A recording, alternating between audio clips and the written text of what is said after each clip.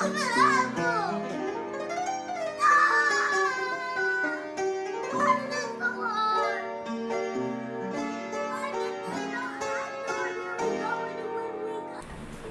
guys, it's me, Zachary Flowers, also known as Zachary Flowers. Killers in DBD. There's a lot of them, all with their unique strengths and weaknesses.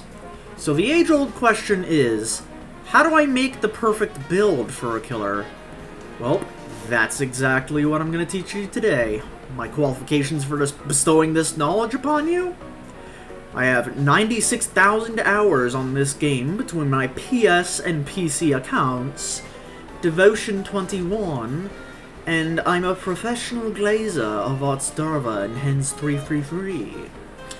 Join me as I make a high MMR, iridescent, prestige 100,000 killer player out of you with my 3-step method to making a reliable build. Number 1. Focus on playing to a killer's strengths rather than their weaknesses. Whenever I focus any significant build around killer's weaknesses, more often than not, it gets me a one-way ticket to a survivor twerk-off. So instead, I focus on a killer's strengths. What do I mean by this? Well, let me show you by showing off my Blight and Plague builds. On Blight, first we have Barbecue and Chili. Whenever you hook a survivor, you see the auras of every survivor that's further away from your location for 5 seconds. This is good on Blight because of his big mobility. He can, like, capitalize on any information anywhere, like, really fast. So just get from point A to point B, like that. And Grim Embrace, whenever we hook a survivor for the first time, all generators get blocked for 10 seconds, and when we hook the last unique survivor, all generators get blocked for 40 seconds, and we see our Obsession's aura. This is good because, you see, the key thing here is that Grim Embrace, you have to move 16 meters away from a gen to proc it.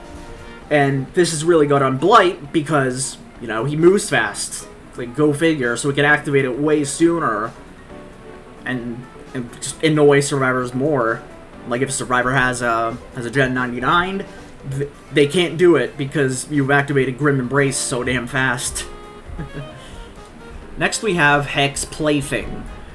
Plaything, what it does is whenever you hook a survivor, Thule Totem lights up, and that survivor is cursed with a permanent Oblivious status effect by that totem until it is cleansed, and for the first, I think 90 seconds of its existence, only they can cleanse it, and also only they can see its aura within a certain distance of it. This is goated on Blight because of, again, his fast-ass movement speed. Like, you want all the information you can get against a extremely fast killer like Blight. And, like, losing any of that information, losing the terror radius, like you do with the Oblivious effect, it's very fucking terrifying, and so survivors are gonna want to get rid of that totem as soon as possible. So, yeah. And finally, Mindbreaker. Whenever survivors do generators, they are afflicted with blindness and exhaustion, and also any active exhaustion timers are paused while they are working on said gen. And whenever they do get off the gen, those status effects last for 5 more seconds after they get off of it. Mindbreaker's good on Blight because, again, he catches up really fast, and this also denies survivors their exhaustion abilities, so it's kind of like, I can go fast, you can't, kind of thing. And also, I feel like Mindbreaker is better on, like, stealth and high mobility killers because, like, survivors don't have time to, like, walk a little bit and then, like, and just get their exhaustion perk back immediately and just sprint burst off into the distance. Like, once you're coming, they don't have that kind of time to react. And as for our add-ons, we have the Blighted Crow, Every subsequent rush after the first one makes your rushing 3% faster. This, again, speed. He is speed. And Shredded Notes. It makes your cooldown faster, so you catch up faster while being fast. Alright, moving on to the Plague. First up, we have Hex Ruin. Whenever a survivor is not working on a generator that has any kind of progress on it, it will immediately begin regressing. And without you having to kick it at all, and it doesn't use up regression events. This is really good on Plague because her vomit can affect generators, and by proxy, infect survivors who work on that gen while it's still infected. So, if a survivor's healthy, and they really don't want to get infected, and they see that generator is losing progress, it's like I have progress and now it's losing it, they have to make a decision, do I just cut my losses and get infected, or do I just let the gen continue to regress until the infection goes away? So yeah, like, Plague works really well off of that make your choice kind of thing. So yeah, it's pretty good. And we have Hex Undying, just to protect the Ruin, of course. And next, oh, I forgot to mention, whenever on totems, Plague can infect those too. So yeah. And next up, we have Lethal Pursuer. When the game starts, we see all survivor auras for 9 seconds, and all other aura reads, including the initial Lethal Pursuer aura read itself, is extended by 2 seconds. This is really good because it helps you get your infection started earlier. Like, you can start building that pressure immediately. Like, Plague's really good at building, like, that kind of passive pressure with, like, keeping survivors injured in the red vomit. They have to decide, do I cleanse? Do I not cleanse? Do I just cut my losses? Stuff like that, you know? And lastly, Scourge Hook, Floods of Rage. Whenever a survivor is unhooked from a Scourge Hook, we get 7 seconds of aura reading on all survivors. 9 seconds if you're running Lethal Pursuer. Again, this is really good because it helps you stay on top of survivors, and a lot of times you'll be in chase already, and then that aura gets shown as the survivor unhooks while you're in chase. And so, like, especially if you have the red vomit, you can, like, throw the survivor you're chasing off real easily. So, yeah. And for our add-ons, we have, I forget what it's called, the purple amulet. It'll show on screen. You can find it. Basically what it does, it extends the duration of Corrupt Purge, the red vomit, by 20 seconds. Again, really strong, gives you access to, like, more of your strength. It's just good all around. And the Ashen Apple. It gives you an extra pre-corrupted fountain at the start of the trial, and it also creates an additional fountain, so it's harder for survivors to, like, rush the cleanses and, like, force your force your red vomit to trigger and all fountains to auto remove the red vomit. I got you. Why did I have such a problem with that? What the fuck? A killer's strengths are a lot more important to consider than their weaknesses.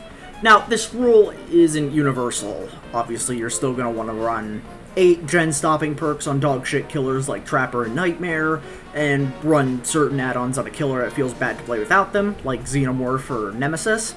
I'm simply saying that you want to reinforce the strengths, rather than, like, focusing on putting bandages on the weaknesses. Like, just go for perks that go with how the killer goes, you know? Number 2, what best suits your playstyle? Your playstyle is also something to consider in crafting your ideal build. Let me show you examples from my Huntress and Onryo builds.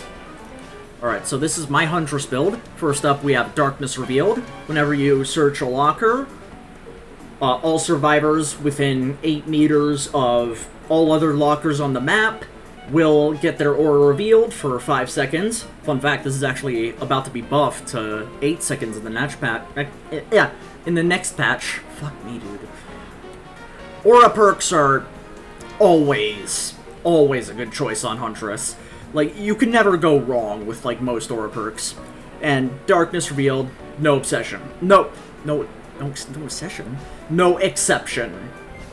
There we go.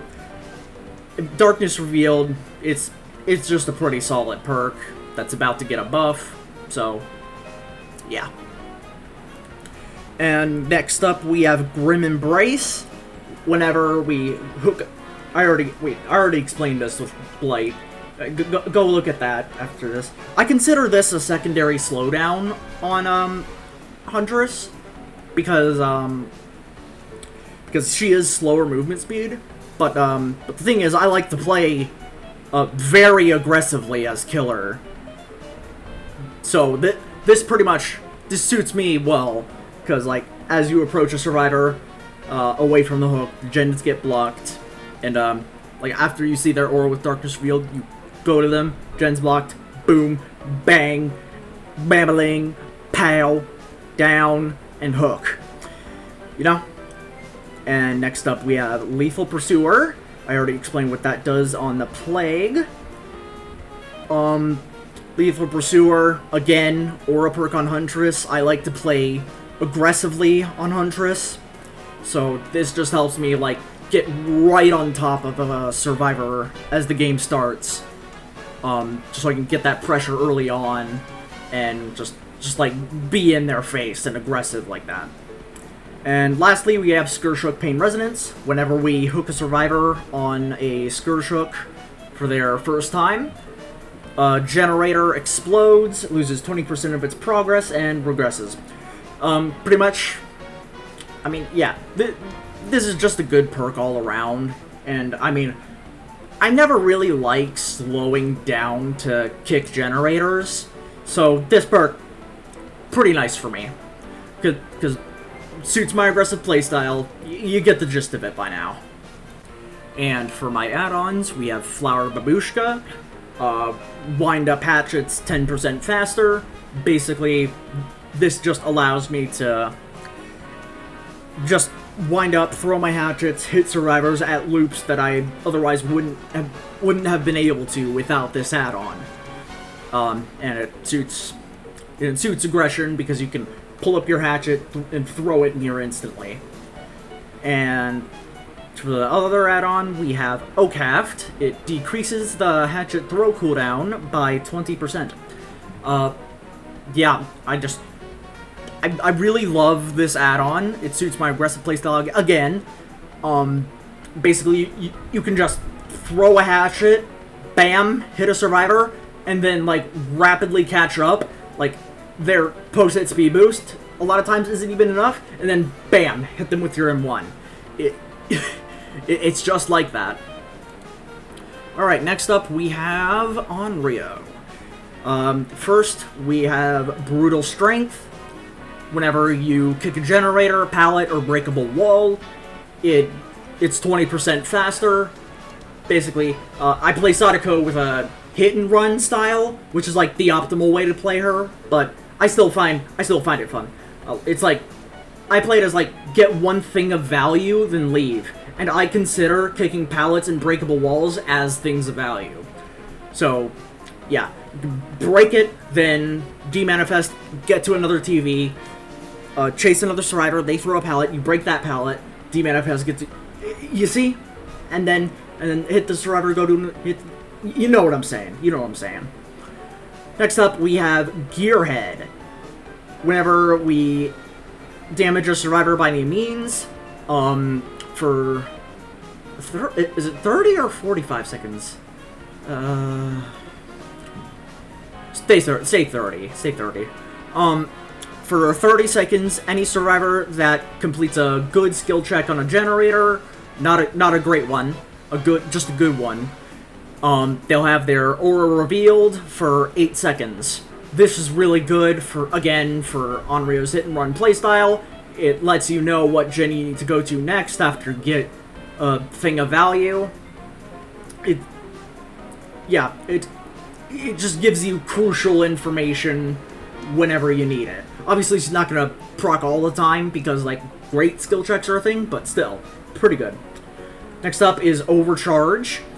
Whenever I kick a generator, it regresses a little slower at first, but then it speeds up to 135% of the normal regression speed over the course of like, I believe it's 60 seconds. Yeah, 60 seconds.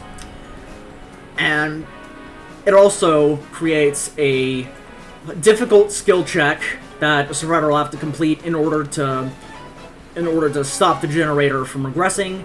And if they fail it, the generator will lose a hefty chunk of progress. Basically, this is, again, good for Onryo. And it also goes well with Brutal Strength, because you kick the gen way faster, apply Overcharge way faster, and when survivors fail the skill check, you can like, teleport back to that TV, or a TV near that location, and bam! Wham! Bam! Dang! Go bam! Excuse me. Alright, lastly, for perks, we have Surge. Whenever I down a survivor with basic attack, which is the only attack Sadako has, all gens within a 32-meter radius explode and lose 8% of their progress. This is really good on Onryo because, again, you'll be getting like sneak attacks on survivors, like that you've injured and ran away from previously, and like they'll hardly have time to react to you, like speeding up on them and beating the snot out of them. So it's just pretty nice. And for add-ons, we have Bloody Fingernail. Whenever we teleport out of the TV, our post-teleport speed boost is increased. Its duration is increased by 50%, so it's now like 3 seconds instead of 2. It's basically like your own sprint burst, kind of. Again, this suits her like hit and run playstyle really well. If you teleport out, speed up super fast, bam, hit a survivor, get them injured, or bam, hit a generator or a pallet, and then move on. It's really nice. And then we have ring drawing. Whenever we hook a survivor that's carrying a tape, all other survivors will gain 1 stack of Condemn. Again, it's just really nice for putting that extra pressure on survivors, on top of the stress that they already have from the normal Condemn gain and the hit and run stuff.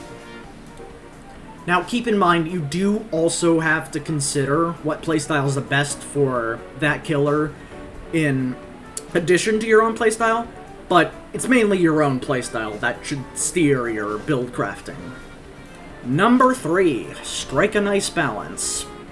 A good way to balance out your build is 1 chase perk, 1 info perk, 1 slowdown perk, and a second one of any of these types, or a stealth perk. Let me give you examples from my Mastermind and Good Guy builds. Alright, first up, Mastermind, aka Wesker. First up, we have Bamboozle. Whenever we vault a window, we vault it 15% faster, and it gets blocked for, I think, like 16 seconds? Yeah, 16 seconds. Yeah, 16 seconds. Yeah. This is our chase perk. It goes well with Wesker since his virulent bound ability can like have him vault really fast over window vaults, and that in turn blocks them. So it's really nice. Like, I don't know what else to say. You can't go wrong. And next we have barbecue and chili. Whenever we... Oh wait, I already explained this on Blight, so... Yep. This is good because Wesker, just like Blight, he's fast and can capitalize on information, like, really quickly. Just all around, can't go wrong. So this is our primary info perk. And next up we have Grim Embrace. I already explained what that does a while back on Blight. This is our primary slowdown perk. Okay. Like, again, fast. Block gens faster. You get the deal. And finally, for perks, we have Hex Plaything. Whenever... I already explained what that does with Blight.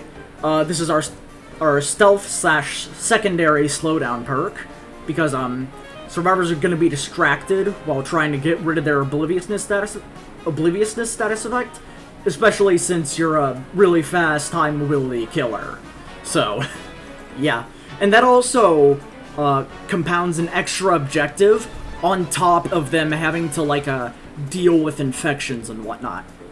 And for add-ons, I've got the video conference device, which increases the rate at which survivors gain infection, and the gloves, which allow your bound to recharge faster. Just all around improvements to his power, can't go wrong. Alright, next up, Chucky, aka the good guy. Barbecue and chili, because, like, you can sneak up on survivors pretty reliably with the high-ho mode, and like with barbecue, you know when you're like getting closer to a survivor by seeing their aura earlier on, so you can get into hidey-ho mode and like sneak up on them for a quick attack, like more readily. So it's pretty damn good. X Blood Favor. Whenever we damage a survivor by any means, all pallets within 32 meters of them get blocked for 15 seconds. This is really good in chase, again, because Chucky has his hidey-ho mode and his slice and dice attack. And plus, he's really tiny, so it's a little hard to, like, see him anywhere. So, this just capitalizes on that even more. And Hex Undying to protect Blood Favor. I already explained what Pain Resonance does. And for add-ons, we have the Rat Poison. Whenever we perform a Slice and Dice, all nearby survivors get their auras revealed for 5 seconds. This is just good information to have in general. And Power Drill. Whenever we get a hit with Slice and Dice, hidey-ho mode recharges faster after the fact. Not much else to say here. Just a solid all-around, well-balanced. Oh, and Barbecue and Chill is the info. Blood Favor's the chase. Undying's the secondary slowdown, and Pain Resonance is the primary slowdown. Now, obviously, this doesn't apply to all killers, like Huntress and Deathslinger, who can't really make good use of a lot of chase perks, but it's a good rule of thumb to follow. This helps to ensure all bases are covered without heavily favoring only one facet of the killer game. One more thing, you also want to make sure your perks don't contradict each other too much. An acceptable level of overlap would be Grim Embrace plus Ruin. Even though block gens can't gain or lose progress, i.e. can't regress with Ruin, Ruin still isn't a bad shout, as regression still continues after the gen is unblocked, and survivors may have gone away from the gen to do something else by that point anyway. A level of overlap to avoid at all costs is something like Deadlock plus Pain Resonance. As I said before, block generators cannot lose progress, so if you happen to hook a unique survivor on a Scourge Hook, as Deadlock blocks a gen or is blocking a gen, it will strike an entirely different generator instead of the one that really matters, which is the most progressed one, essentially wasting an entire use of Pain Resonance, which you only have 4 of. So don't worry too much about overlap, just make sure you consider the trade-offs. So yeah, I hope this 3-step method helps you out. It definitely has helped me out. Go ahead and comment and like this video if you enjoyed it, and comment your thoughts down below. Also comment if you wanna see kind of sequel to this video on how to make a reliable survivor build. Subscribe to my channel if you want to help me out and or see more from me.